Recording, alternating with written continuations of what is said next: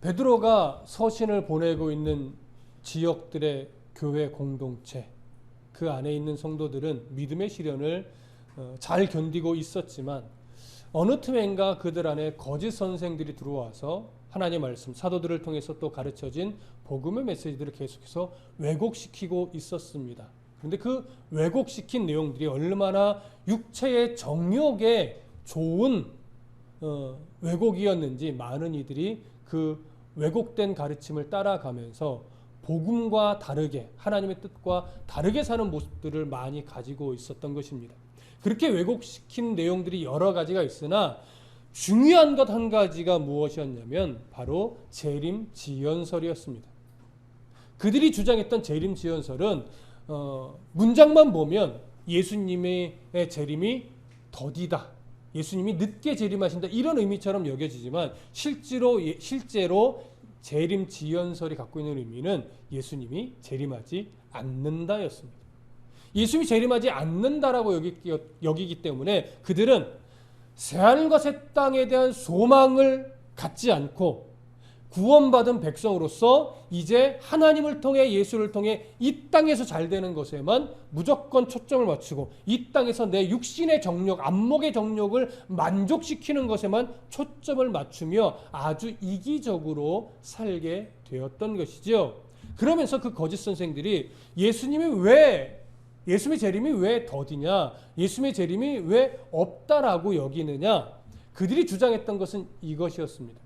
태초 이래로 많은 사람들이 계속해서 죽었고 그 과정 속에 자연은 한 번도 그 질서가 어그러진 적이 없었다라고 하는 겁니다. 왜 그들이 이런 생각을 가지게 됐냐면 예수님이 재림하실 때가 되면 이 세상의 자연 질서가 다 어떻게 해요? 엉클어진다, 질서가 깨진다, 이렇게 여기고 있었기 때문에 그래요. 그러나 태초 이래로 수천 년이 지나왔지만 여전히 자연 질서는 그대로 돌아가고 있다, 이렇게 본 거예요. 그러니 이렇게 자연 질서가 그대로 돌아가고 있고 자연의 모습이 예전이나 지금이나 똑같은 것을 보니 예수님이 사실 재림하실 리가 없다. 그래서 우리가 하나님의 나라를 바라볼 필요가 뭐가 있느냐? 지금 이 땅에서 잘 사는 게 가장 중요하지. 이렇게 되어버린 거죠. 베드로가 바로 그들의 이 주장을 지적하면서 그 주장이 왜 틀렸는지를 저번 시간에 나누었습니다. 왜 틀렸죠? 그 자연의 질서가 하나님의 섭리와 상관없이 지금도 돌아가는 게 아니에요. 자연 질서가 지금도 여전히 태초 때나 또 역사를 거슬러 수천 년 동안 지금까지도 자연 질서가 그대로 돌아가는 이유는 하나님과 상관없이 그들이 가지고 있는 능력으로 돌아가는 것이 아니라 하나님이 창조할 때부터 부여하신 질서를 하나님이 계속 운행하고 계시기 때문에 자연 질서가 돌아가는 것이니, 하나님이 예수의 재림을 약속하셨다면 당연히 무조건 예수님은 재림하시는 것이 옳다라고 하는 것이었고, 또 하나는 뭐냐면 자연 질서가 한 번도 어그러진 적이 없다고 라고 하면서 예로 든 것이 뭐예요? 바로 노아의 홍수 때. 노아 시대에 수많은 사람들이 경건을 버리고 자기 소견에 오른 대로 하나님과 상관없이 함부로 살았습니다. 노아의 가족들 외에 모든 인류가 다 그랬습니다. 이 시대를 하나님이 악하다고 여겨서 자연 질서를 그때 어그러뜨리셔서 하늘에 있는 물을 다 쏟아서 이 땅을 물로 심판하셨습니다. 그 심판은 이 세상을 버리기 위함이 아니라 이 세상이 다시금 하나님 앞에 바르게 회복되게 하기 위한 그런 심판이었습니다. 그러나 이 심판은 무엇에 대한 모델이 되냐면 최후의 심판, 마지막 예수님이 재림하실 때 심판이 얼마나 무서운지에 대한 하나의 모델이 되는 거예요. 바로 이때 어그러진 역사를 거짓 선생님은 살짝 빼고 말을 안 했어요. 그러니 이것만 보아도 마지막 날의 심판은 있어요, 없어요? 있어요. 왜? 그 예를 노아의 홍수 심판에서 이미 하나님은 보여주셨거든요. 이런 내용들을 정확하게 베드로가 드러내면서 거짓 선생들이 주장했던 예수 재림 지연설의 주장이 얼마나 어처구니 없는 주장인지를 베드로는 가르쳐 주었습니다. 그러면서 오늘 본문으로 들어와서는 그렇다면 왜 예수님이 아직 안 오시는가? 왜냐하면 당시 사람들은 임박한 재림설을 기대하고 있었어요. 자신들이 죽기 전에 예수님이 오신다라고 여겼어요. 사도들도 그렇게 여기고 있었습니다. 그런데 예수님이 죽으신 지 시간이 흘러가고 있음에도 불구하고 여전히 오실 것 같은 분위기가 아니거든요. 바로 왜 그렇게 우리가 느껴지는가? 이 부분을 오늘 베드로가 본문을 통해서 이야기를 합니다. 자, 먼저 8절을 보시죠. 8절 함께 읽습니다. 시작. 사랑하는 자들아, 주께는 하루가 1000년 같고 1000년이 하루 같다는 이 한 가지를 잊지 말라. 자, 사랑하는 자들아, 또 따뜻한 호칭으로 성도들을 불러줍니다. 이 사랑하는 자들아라고 하는 호칭에는 계속 말씀드리는 거지만 믿음의 시련을 잘 견디며 예수를 잘 믿고 있는 성도들 뿐만 아니라 거짓 선생들의 왜곡된 가르침이 마음을 홀라당 빼앗겨 버려서 복음과는 다르게 이기적으로 정욕에 치우친 삶을 살아가고 있는 안타까운 성도들도 포함하고 있는 거예요. 왜?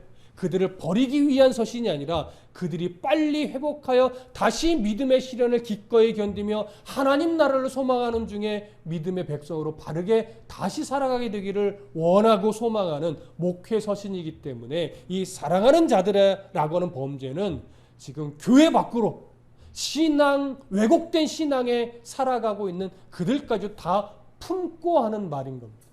그래서 사랑하는 형제들아 이렇게 부릅니다. 자, 그러면서 그 모든 성도들에게 중요한 원리 하나를 먼저 제시하는데 그것이 뭐냐면 주께는 하루가 1000년 같고 1000년이 하루 같다는 이 한 가지를 잊지 말라라고 하는 겁니다. 이것이 기준이에요. 기준. 그럼 이것이 이 베드로가 제시한 기준이 어디서 왔느냐? 사실은 모세가 한 말에서부터 이 기준을 끌어옵니다.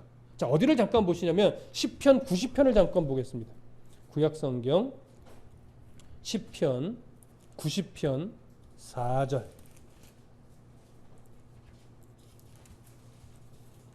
시편 90편 4절. 모세의 기도 중에 있는 내용입니다. 시편 90편 4절. 찾으신 분들은 함께 읽겠습니다. 시편 90편 4절 말씀입니다. 시작. 주의 목전에는 1000년이 지나간 어제 같으며 밤의 한 순간 같을 뿐임이니이다. 자, 여기 모세가 주의 목전에서는 오늘 베드로가 얘기한 것 같이 주께는 똑같은 의미입니다. 1000년이 뭐와 같대요? 지나간 어제와 같고 또 밤의 한 순간 같대. 여기 밤의 한 순간이라는 건 어떤 의미냐면 유대인들은 밤을 3등분을 했어요. 4시간씩 1경, 2경, 3경으로 3등분을 했는데 그 밤의 한 경과 같다라고 하는 거예요. 그러니까 밤을 나누고 한 부분과 같다. 뭐가? 하나님의 1000년이. 또 우리의 1000년도 하나님에게서는 한 점과도 같고. 그러니까 하나님의 시간과 우리의 시간의 느낌이 전혀 다르다라고 하는 것이죠. 그래서 오늘 본문에서 모세가 주의 목주세는 1000년이 지나간 어제 같으며 밤의 한순간 같을 뿐이다 라고 한 이 말은 여기서 말한 이 1000년은요 실제적 1000년을 강조하기 위해서 한 말이 아니에요. 무엇을 강조하기 위함이에요? 바로 하나님의 영원하심과 인간의 유한함, 이 하나님의 영원성과 인간의 유한성을 비교하기 위해서 한 말입니다. 하나님의 1000년은 인간에게 있어서는 한 부분과 같아요. 그러니까 인간은요 하나님의 영원에 비하면 그저 하나님의 시간 속에 보이지도 않을 만큼 한 점을 우리는 살아가는 것밖에 안 돼요. 무슨 말씀 이해되십니까?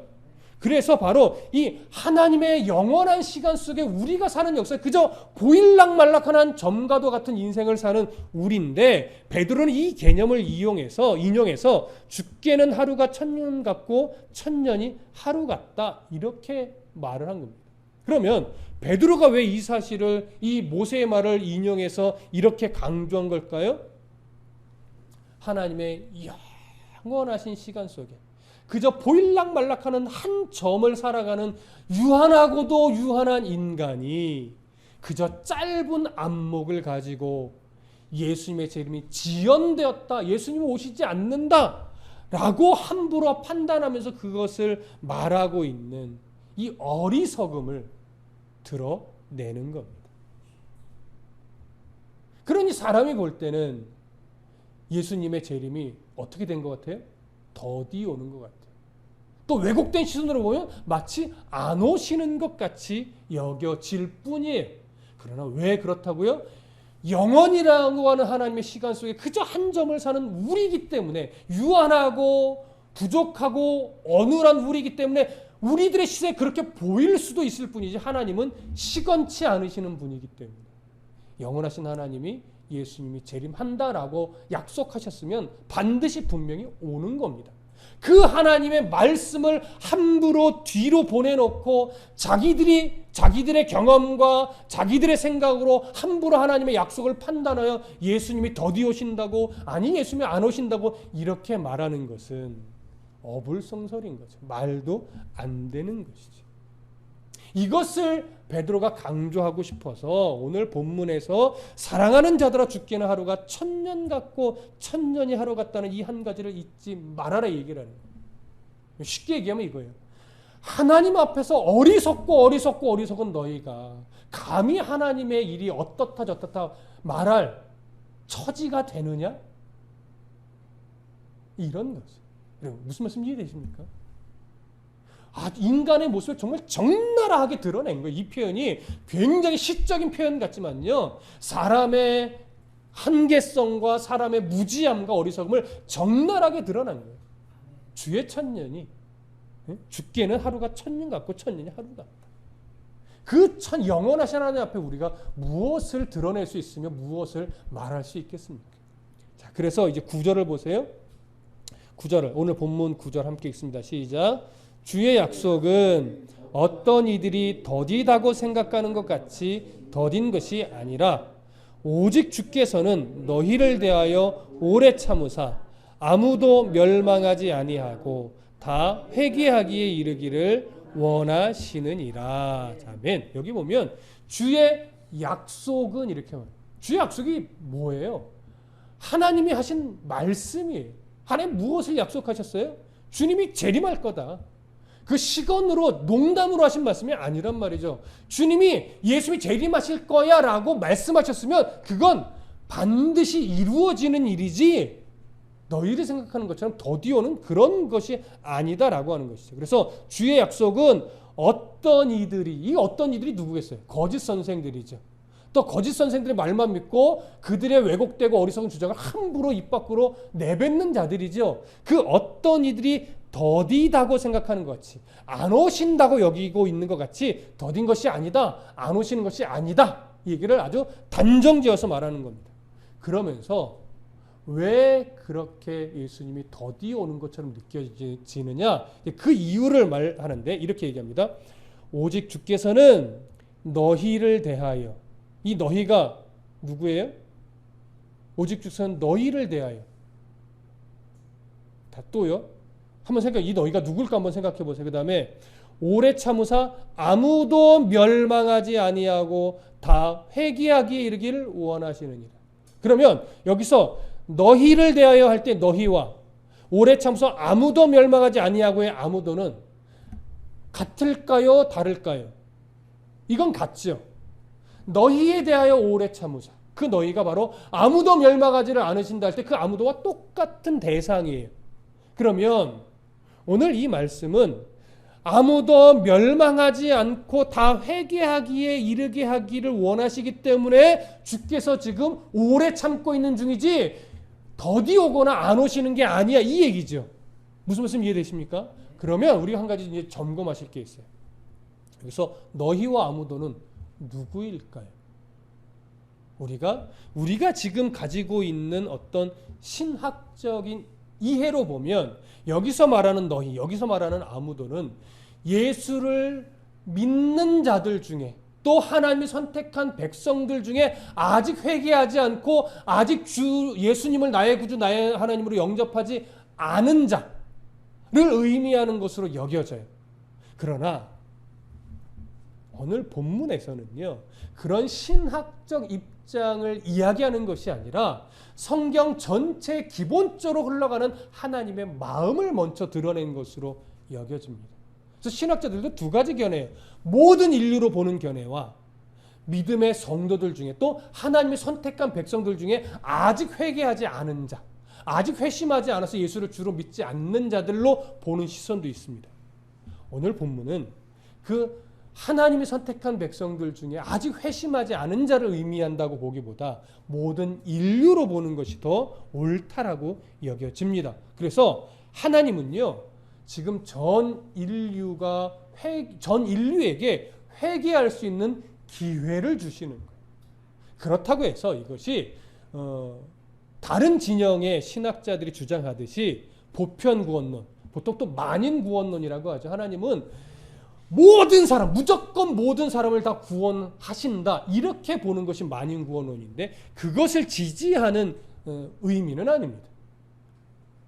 예종론을 주장하는 칼빈도 이 구절을 해석할 때 무슨 말을 했냐면, 실제로 모든 자들이 회개하고 구원받지 못한다 할지라도 하나님은 모든 자들이 구원받기를 원하신다, 이렇게 해석을 했어요. 여러분, 이거 맞는 말이에요.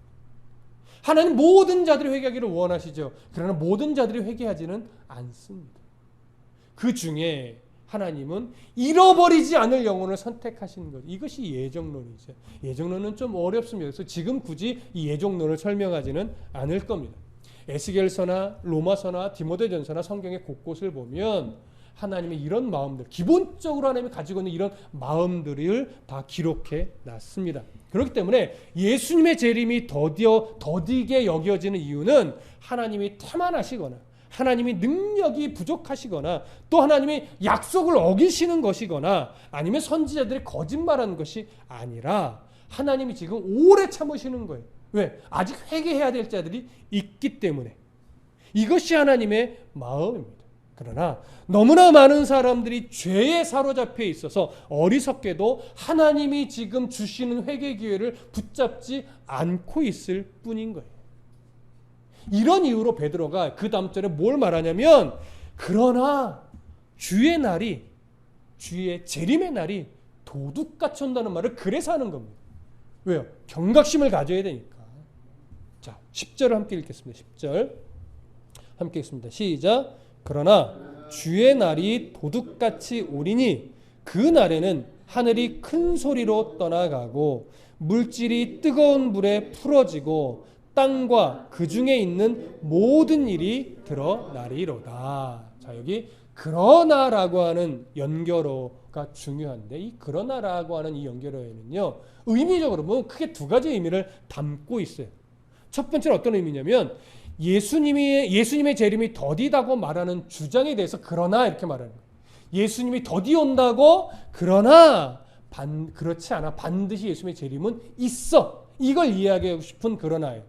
또 그러나의 또 하나 의미는 뭐냐면, 하나님은 아무도 멸망하지 않고 다 회개하기를 원하셔서 오래 참으시는 중에 있지만 그렇다고 해서 무한정으로 참지는 않으신다라고 하는 거예요. 무슨 말씀 이해되시죠?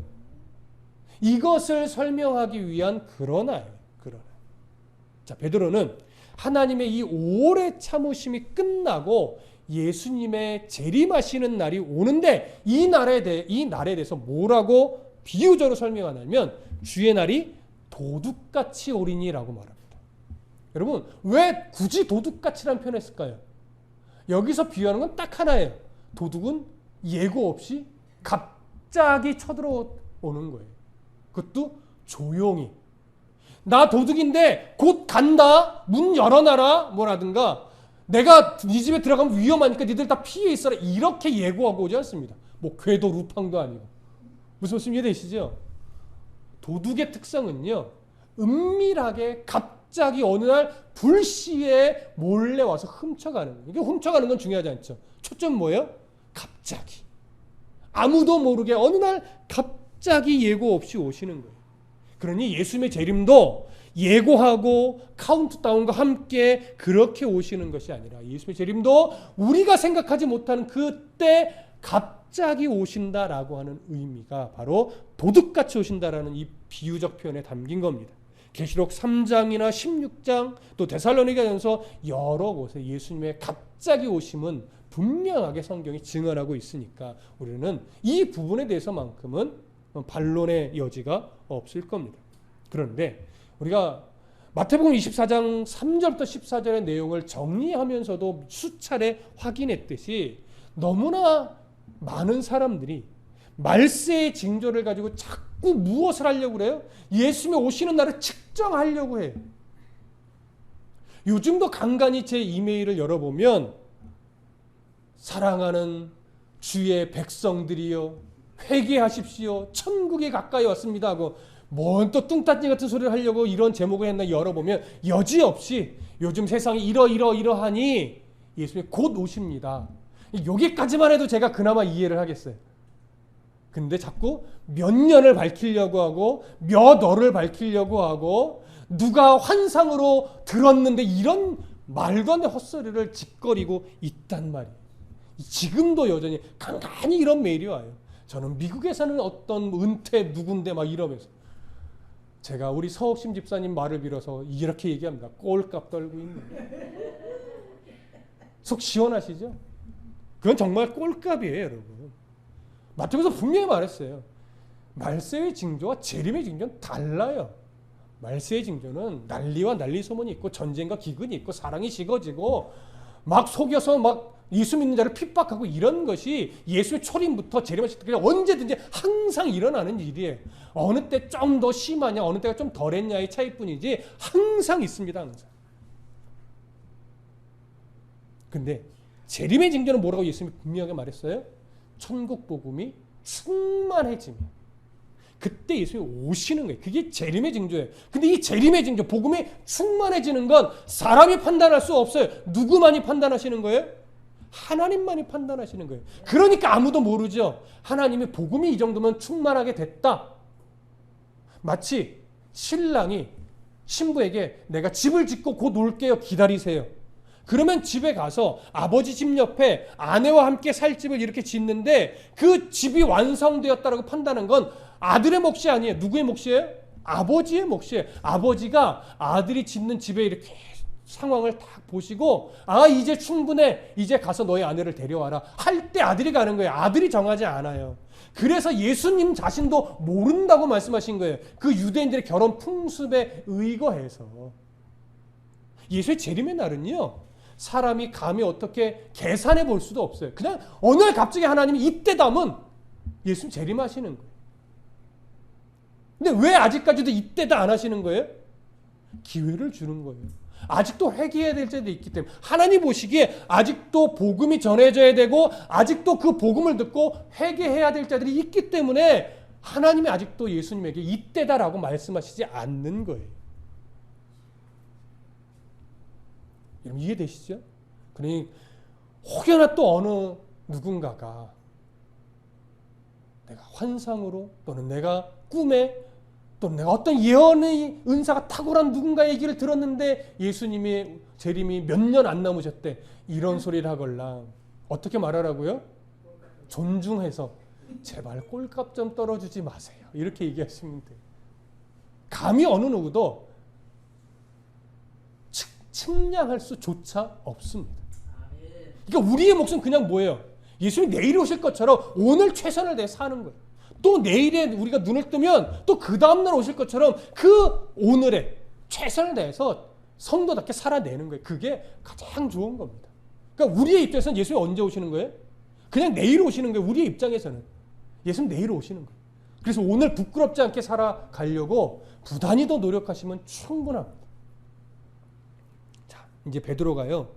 그렇다면 예수님이 재림하시는 날, 정말 재림하시는 날, 진짜 재림하시는 날 어떤 일이 일어나느냐 이야기를 합니다. 자, 10절 다시 보시면 그러나 주의 날이 도둑같이 오리니 하면서 그날에는 이렇게 말하죠. 그날에는 예수님이 재림하신 그날에는 하늘이 큰 소리로 떠나가고 물질이 뜨거운 불에 풀어지고 땅과 그 중에 있는 모든 일이 드러나리로다. 이렇게 이야기를 합니다. 자, 이 표현은 여러분 잘 들으셔야 돼요.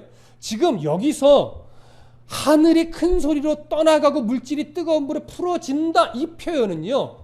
무엇과 연계해서 나오는 표현이냐면 노아의 홍수 때의 모습과 연계해서 나오는 거예요. 그래서 뭐가 강조되는 거냐면 우주적 파괴, 우주적인 대변혁이 일어난다. 이것이 강조되는 게 아니고 노아의 홍수 심판 때처럼 예수님의 재림하실 때 일어나는 최후의 심판은 이만큼 무섭다라고 하는 걸 강조하기 위해 표현된 거예요.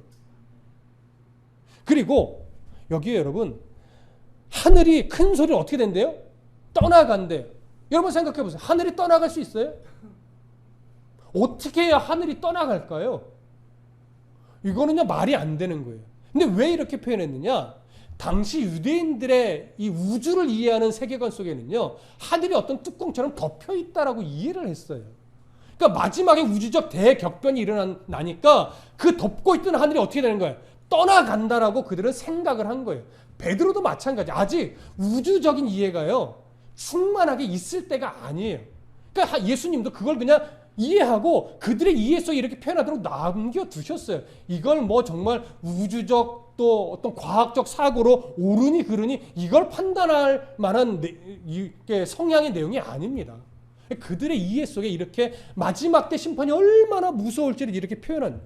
그리고 물질이 뜨거운 물에 풀어진다라고 하죠. 물질이 뜨거운 물에. 이거는요, 당시 물질의 어떤 물체를 구성하는 기본 요소들이, 그들의 또 이해가 있는데 그 요소들이 큰 불에 풀어져서 형체를 잃고 만다라고 하는 의미예요. 그만큼 뭐예요? 마지막 때 최후의 심판이 무섭다라고 하는 거죠. 이 최후의 심판의 대상자가 누구예요? 지금 거짓 선생들과 같이 예수, 복음, 말씀을 외쳐는 되지만 실제로 예수님을 믿지 않는 자예요. 그들의 왜곡된 유혹에 현혹된 성도들 말고 입술로는 예수를 믿는 것 같은 실제로 예수를 안 믿는 자가 있어요. 목사들 중에도 예수 안 믿는 사람 사실 몇 명 안 되겠지만 있어요. 강단에서 성경은 그럴듯하게 이야기하지만 예수 안 믿는 자도 있다고. 참 안타까운 이야기지만 그런 것처럼 교회를 다닌다고 목회자라고 직분자라고 성경을 수십 독을 했다고 해서 다 구원받은 백성은 아닙니다. 구원받은 백성이냐 아니냐는 사람은 몰라요. 누구만 알아요? 하나님만 아세요. 다만 우리는 그의 삶에 나타나는 어떤 열매들을 보고 저분은 구원받은 백성이 맞겠다라고 우리가 나름 생각하는 것이지, 우리는 단정해서 저 사람은 지옥의 자식, 저 사람은 천국 백성, 이렇게 우리가 구분하거나 가르지 못해요. 그건 교만이에요, 교만.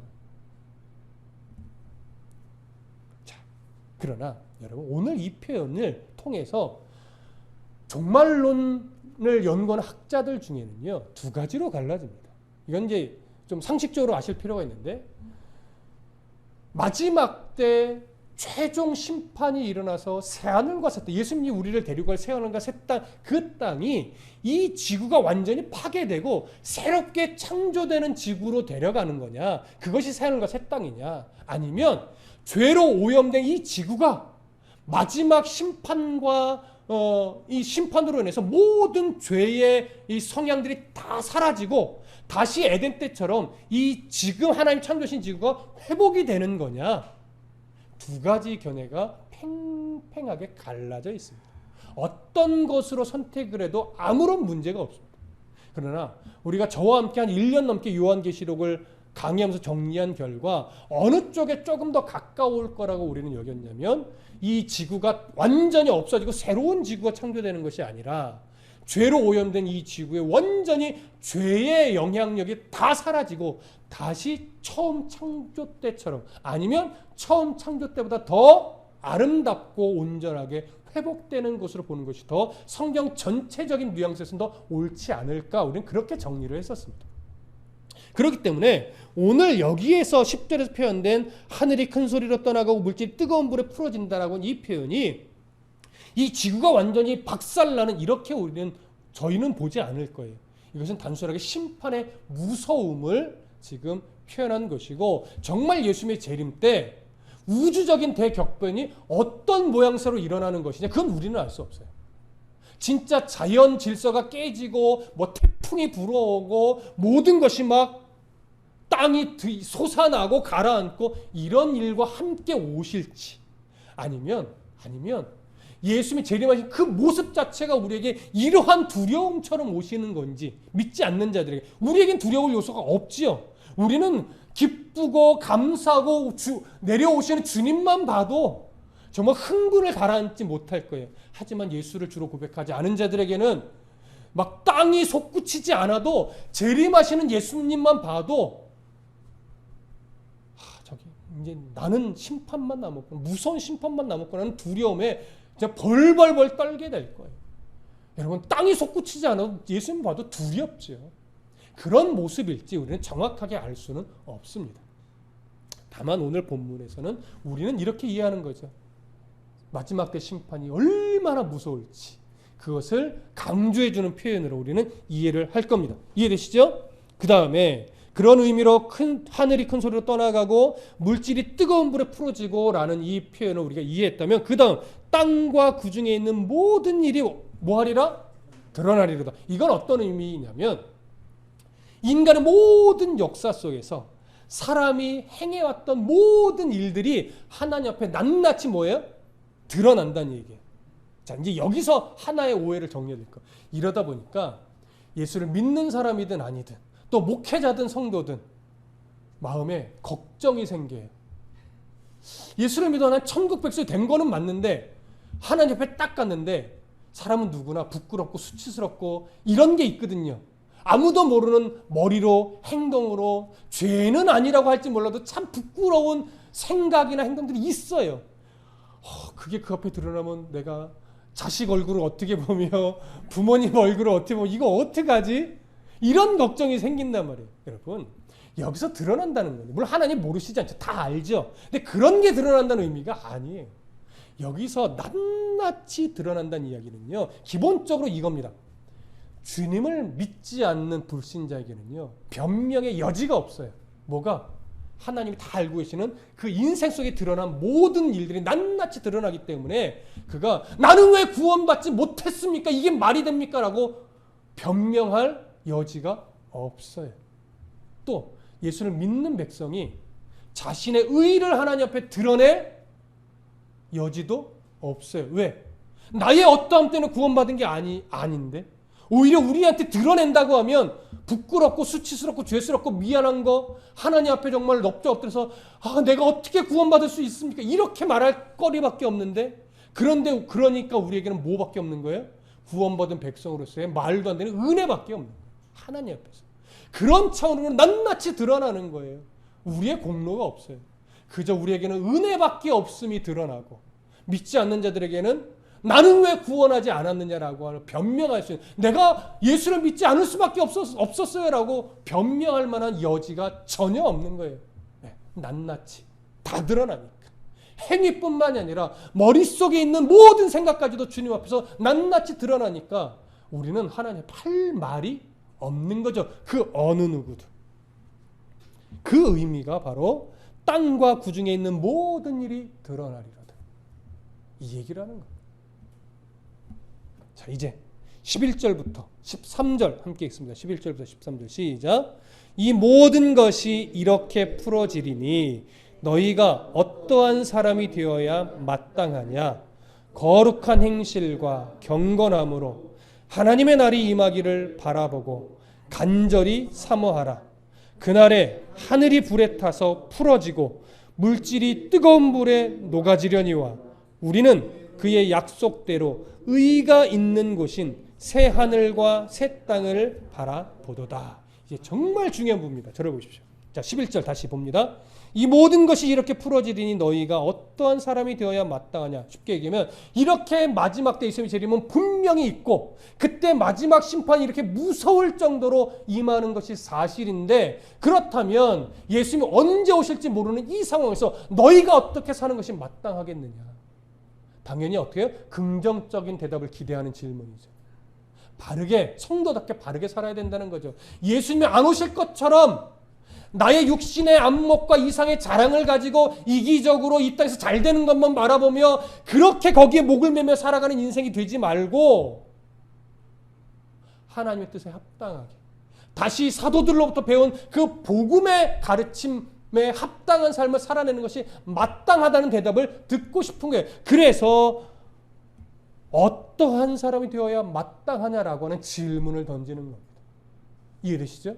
자, 그 다음에 그래서 어떤 사람이 되어야 하는가? 이렇게 설명합니다. 거룩한 행실과 경건함으로. 여러분, 거룩한 행실, 경건함 굳이 설명드릴 필요 있을까요? 성도답게 살아가는 모든 것, 말씀을 기준으로 근거로 살아가는 모든 것, 하나님 나라의 가치를 가지고 세상의 어그러진 가치에 경향에 휩쓸려 다니는 것이 아니라 하나님의 옳다고 하시는 것을 붙잡고 믿음으로 살아가는 모든 삶, 하나님을 바르게 섬기며 살아가는 모든 삶, 하나님이 기뻐하는 것 행하고 하나님이 아니다라고 하는 것 절연히 끊어가면서 살아가는 모든 삶이죠.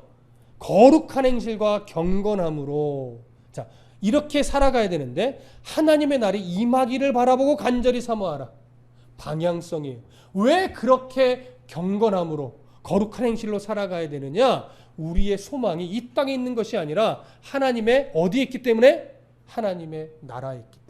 예수님이 재림하시는 날, 그때 우리가 주님과 함께 주의 약속대로 새 하늘과 새 땅에 들어가서 영원히 복된 삶을 살아갈 것을 우리가 신뢰하기 때문에 그 날을 바라보며 오늘 이 땅에서의 잘 되는 것에 연연하지 않고 그저 성실하게 열심으로 살아가되 하나님 나라의 가치를 기준으로 하여 주님이 주시는 것에 감사하며 살아내는 거예요.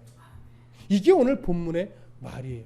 그러니까 방향성을 놓치면 그리스도인은 진정한 자유를 누리지 못해요. 그리스도인의 진정한 자유로움은 어디서 오느냐? 우리의 인생의 목표가 하나님의 나라에 있고 주님이 재림하시는 날 우리는 상급의 심판으로 그의 영광의 면류관을 함께 쓰면서 그의 나라 새하늘과 새 땅에 들어가서 비록 하나님의 역사의 그 한 점만도 못한 인생을 이 땅에 살아냈지만 우리의 궁극적인 영원의 삶은 그 새하늘과 새 땅에서 하나님과 함께 살아가는 삶에 있다라고 하는 것, 이것에 대한 확실한 믿음이 내 안에 딱 자리 잡으면요, 여러분 진정한 자유의 삶을 누리게 되죠. 왜? 그 소망이 내 안에 분명하게 확고한데 이 땅에서 없는 것 때문에 전전긍긍하거나 이 땅에서 좀 많이 있다는 것 때문에 교만 떨거나 이 땅에서 권세 좀 있다고 어깨에 힘주거나 이 땅에서 좀 권세가 부족하다고 명예가 부족하다고 위축되거나 이럴 일이 없는 거예요. 그저 주님이 나를 어떠한 형편의 어떤 모습으로 이 땅에 보내셨든지 그저 주님의 사랑 흠뻑 받으면서 비록 부족하고 없더라도 내가 주의 자녀로서 오늘 열심히 살아가면서 하나님 나라를 바라보고 있다면 누구보다도 의미 있고 가치 있고 복된 삶인 거죠. 그런데 하나님 나라의 소망이 없으면 우리는 어쩔 수 없이 이 땅에 매이게 되어 있어요. 어떻게 하면 돈을 많이 벌어야 되고 큰 집 사야 되겠고 좋은 차 타야 되겠고 여행도 좀 다녀야 되겠고 맛있는 것도 좀 먹어야 되겠고 남들한테 기죽지 않아야 되겠고 자존심 꺾이고 싶지 않고, 그게 사람이죠. 하나님 나라의 소망이 있으면요 주님 때문에 기꺼이 좀 손해볼 수 있어요. 주님 때문에 내가 주님 얼굴에 먹칠하지 않기 위해서 내가 더 좀 낮아질 수 있어요. 근데 주님이 아니면 그렇게 할 이유가 없어요. 하나님 나라 소망 아니면 그렇게 할 이유가 없어요. 그냥 걸리지만 않으면 돼요. 수단과 방법을 가리지 않고 나만 잘 살면 되죠. 왜? 하나님 나라가 없는데 굳이 겸손히 살 이유가 뭐가 있겠어요? 오늘 바로 이 부분, 어떤 사람이 되어야 되느냐? 거룩한 행실과 경건함으로 기꺼이 우리가 절제할 것 절제하며 주님 뜻대로 살아가는데 왜 그래야 되느냐? 하나님의 나라에 임하기를 바라보고 그 날을 간절히 사모하기 때문에 우리는 마땅히 그렇게 살아야 돼요. 그렇게 살아가는 것이 복임을 알기 때문에 그렇게 살아갈 수밖에 없게 될 겁니다. 자, 그 다음에 이제 보세요. 마지막 가장 중요한 거, 그렇게 사모하라는 방향성을 딱 주시고 나서 그날에는 어떤 날이에요? 재림하시는 날, 마지막 심판이 있는 날이죠. 그날에 하늘이 불에 타서 풀어지고 물질이 뜨거운 불에 녹아지려니와 우리는 그의 약속대로 의가 있는 곳인 새하늘과 새 땅을 바라보도다. 이 말은 무슨 말이냐면요, 그 날이 주님의 재림하시고 마지막 심판이 있는 날은 정말 무서운 날인데 얼마만큼 무서워요? 하늘이 불에 타서 풀어지고 물질이 뜨거운 불에 녹아지는 것처럼 무서운 날인데 우리는 무서워할 필요가 있대요, 없대요? 왜냐하면 우리는 거기에 속한 자가 아니에요. 멸망의 심판에 속한 자가 아니기 때문에 그런 일들이 또 그렇게 무서움이 너희들 앞에 보여진다 할지라도 두려워하지 말라라고 하는 거예요. 그래서 13절에 뭐라고 말해? 우리는, 예수를 주로 믿는 우리는 그의 약속대로, 하나님의 약속대로, 예수님의 약속대로 의가 있는 곳인, 의인 하나님이 주인인 우리 아버지 하나님이 계시는 바로 그곳 새하늘과 새 땅을 우리는 바라보고 있다. 그 약속을 신뢰하고 그 약속을 바라보고 있고, 그렇게 바라보다가 주님이 딱 오시는데 그 무서운 심판으로 인해 우리가 두려워해요? 아니죠. 그건 우리에게 해당되는 일이 아니에요.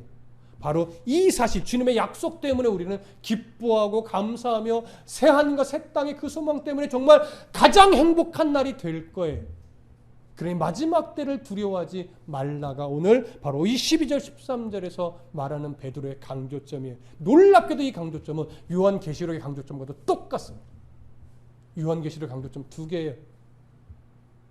환난은 분명히 있다. 마지막 때 무서운 날이다. 그러나 그 무서운 날을 너희는와는 상관이 없다 이거죠. 그래서 요한계시록은 평안의 복음입니다. 믿는 우리에게는 그 날이 무서운 날이 아니라 기대하고 고대하고 소망하던 날로서 주님을 만나는 날이고 의의 상급을 받는 날이고 주님이 약속한 대로 새하늘과 새 땅에 들어가는 그런 날이다. 그러니 얼마나 행복한 날이겠느냐. 계시록은 그것을 바라보게 해주는 평안의 복음이고, 오늘 베드로도 동일한 맥락으로 이 말을 한 겁니다. 우리는 하나님의 약속대로 의가 있는 곳인 새하늘과 새 땅에 들어가는 자고, 그것을 소망으로 갖고 오늘을 기꺼이 살아내는 그런 복된 성도임을 잊지 마시고, 오늘도 감사, 내일도 감사, 내일 주님이 오실 것처럼 오늘 기쁨과 감사로 내게 주어진 일상을 똑같이 열심히 살아내는 그런 은혜의 성도가 되기를 간절히 소망하고 축복합니다. 기도하겠습니다.